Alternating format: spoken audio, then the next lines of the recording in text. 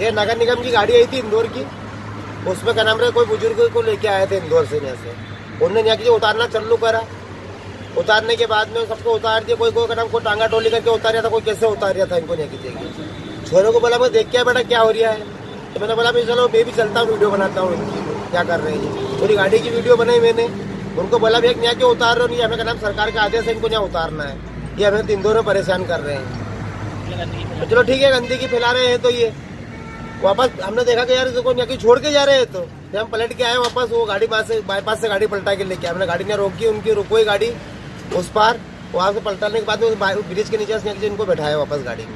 उसकी हालत तो बहुत खस्ता हालत थी। कितने बुजुर्ग थे उसमें का नाम बुजुर्ग कम से कम मान के चलो 8-10 बुजुर्ग थे, 2-1 महिला थी उसमें, और बाकी सभी ऐसे थे कि क्या नाम बस पूछो मत, उनकी हालत बहुत ही सख्त हालत थी उनकी। फिर आपने बोला कि यहाँ मत छोड़ के जाओ, उसके बाद फिर क्या हुआ? तो जो सरकार ने बोला हमें तो यहाँ की छोड़ने के लिए, इंदौर में गंदगी फैला रहे हैं।